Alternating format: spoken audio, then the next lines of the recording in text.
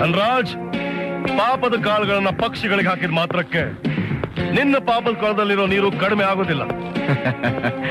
ಪಾಪ ಕಡಿಮೆ ಆಗ್ಲಿ ಅಂತ ತಿನ್ನಿಸ್ತಾ ಇಲ್ಲ ಸಾಂಗ್ಲಿಯಾನ.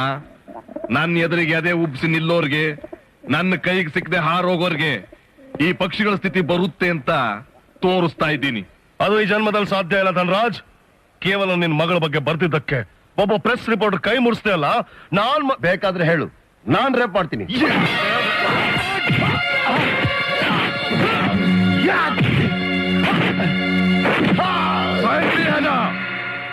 ನಮ್ಮನೆಗೆ ಬಂದು ನಮ್ಮನೆಯವ್ರ ಮೇಲೆ ಕೈ ಮಾಡೋವಷ್ಟು ಧೈರ್ಯ ಬಂತೇನೋ ನಿನಗೆ?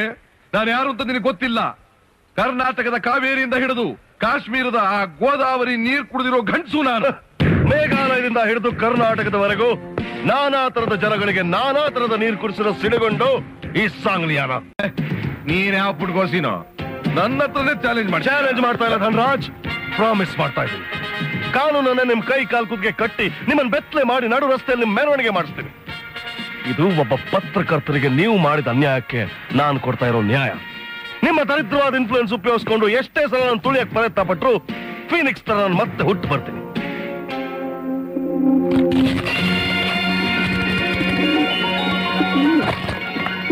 ಧನ್ರಾಜ್, ನೀವು ಸಾಕ್ತಾ ಇರೋ ಈ ಪಾರಿವಾಳ ಸ್ವತಂತ್ರದ ಸಂಕೇತ. ಈ ಸಾಂಗ್ಲಿಯಾನ ಇದ್ದ ಹಾಗೆ ನಿಮ್ಮಂತ 10 ಜನ್ಮ ಎತ್ತು ಬಂದ್ರು ಇದನ್ನು ಬಂದ್ಸಕ್ ಸಾಧ್ಯ ಇಲ್ಲ. Mister Dhanraj, that is Sangliana.